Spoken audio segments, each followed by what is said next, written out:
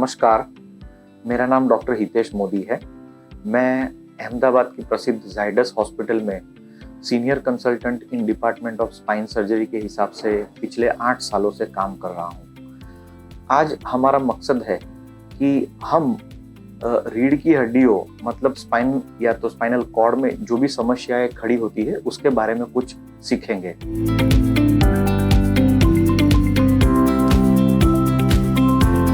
सबसे पहला रोग जो है उसको बोलते हैं डिस्क हर्निएशन और द स्लिप डिस्क, जो हमें नॉर्मली बताया गया है कि गद्दी खिसक जाना, और उसको ही स्लिप डिस्क या डिस्क हर्निएशन बोलते हैं। वो एक्चुअली चीज़ क्या होती है और उससे क्या क्या समस्याएं होती है उसके बारे में हम आज सीखेंगे। जैसे कि ये एक स्पाइन का मॉडल है, उसमें हम देख रहे हैं कि ये बीच में वर्टिब्रा मतलब रीढ़ की हड्डियां है और उन दोनों के बीच में ये गद्दी होती है जिसको हम सामान्य भाषा में डिस्क बोलते हैं। और यदि ये गद्दी कोई कारणसर या किसी भी रीजन से खिसक के यहाँ पीछे की ओर जब जाती है तो यहाँ से जो भी नर्व्स जिसको हम ज्ञान तंतु बोलते हैं उसके ऊपर दबाव आता है या तो उसके ऊपर कुछ डैमेज होता है, तो ये डिसीज को हम स्लिप डिस्क बोलते हैं। अभी ये स्लिप डिस्क होता किसको है उसको समझना जरूरी है। जनरली स्लिप डिस्क या तो गद्दी की समस्या है जो यंग लोग होते हैं, जिनकी एक्टिविटी बहुत ज़्यादा होती है, जो स्पोर्ट्स में इन्वॉल्व होते हैं, उन लोगों को स्लिप डिस्क का प्रॉब्लम ज़्यादा महसूस होता है। लेकिन ऐसा नहीं है कि ये ओल्ड एज में नहीं होता है। स्लिप डिस्क सामान्यतः किसी को भी हो सकता है और ये एकदम अचानक से शुरू होता है, जिसमें मरीज को असहनीय कमर का दर्द महसूस होता है और कमर के दर्द के साथ साथ में उनको कोई एक या तो दोनों ही पैरों में सीवियर पेन, खूब ज्यादा ही दर्द की अनुभूति होती है, जिसमें मरीज सीधा खड़ा रह के प्रॉपर चल नहीं सकता है, या तो जब चलता है तो एक साइड पे झुकाव हो जाता है।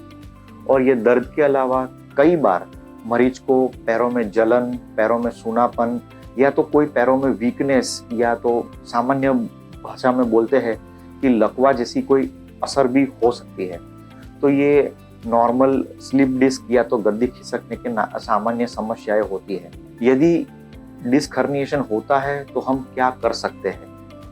ज़्यादातर हमारा ऐसा मानना है और लिटरेचर में भी लिखा हुआ है कि 60, 70, 80% जो स्लिप डिस्क की समस्याएं होती है वो एकदम अचानक से होती है और जो थोड़ी बहुत सारवार या तो फिजियोथेरेपी से ठीक भी हो सकती है। लेकिन जो मरीज में ये समस्याएं ठीक नहीं होती है उनको डेफिनेटली स्पाइन सर्जन, रीढ़ की हड्डियों के सर्जन की सलाह लेना आवश्यक रहता है, जिसमें उसकी समस्या का सबसे पहले निदान करना जरूरी है, जिसमें हम लोग एक्सरे, MRI, 2 मेन इन्वेस्टिगेशंस है वो करते हैं। सबसे ज़्यादा ज़रूरी MRI है, जिसमें गद्दी कितनी खिसकी है, गद्दी पे कौन सी नर्व्स या कौन सी ज्ञान तंतु पे दबाव आ रहा है, वो कितना सीवियर है, वो सब जानकारी मिलती है। यदि रोग माइल्ड टू मॉडरेट कक्षा में होता है तो एज अ स्पाइन सर्जन हम लोग जनरली दवाइयाँ, जिसमें पेन किलर, स्नायु की रिलैक्स होने की जिसको मसल रिलैक्सेंट बोलते हैं, और न्यूरोटॉनिक मतलब नर्व को पेन कम करने के लिए जो दवाई आती है वो सब हम देते हैं। जनरली हम लोग 15-20 दिन के करीब दवाई लेके देखते हैं। यदि मरीज का दर्द अच्छा होने लगता है तो उसको हम लोग फिजियोथेरेपी से आगे ठीक करते हैं। जो मरीज का दर्द ठीक नहीं होता है उनको ऐसे डिस्क हर्निएशन में एक सिंपल छोटी सी सर्जिकल प्रोसीजर है जिसको हम डिस्केक्टोमी बोलते हैं। मतलब जो गद्दी खिसक के बाहर आ गई है और नस को डैमेज दे रही है उतना ही टुकड़ा निकाल के वो नस को कंप्लीट दबाव फ्री किया जा सकता है। और ये टेक्निक पुराने ज़माने में ओपन टेक्निक से होती थी, जिसमें चीरा थोड़ा बड़ा लगता था, ब्लड लॉस हो सकता था, थोड़ी रिकवरी स्लो रहती थी।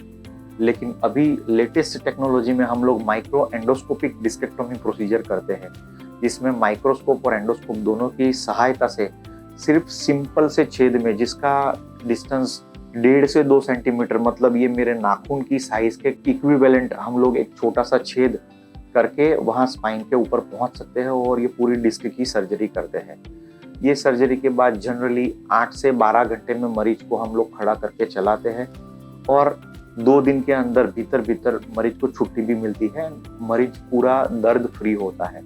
तो ये बहुत कॉमन समस्या है।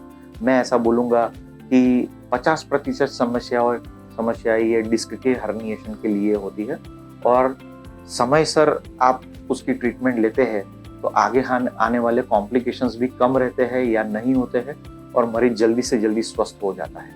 धन्यवाद।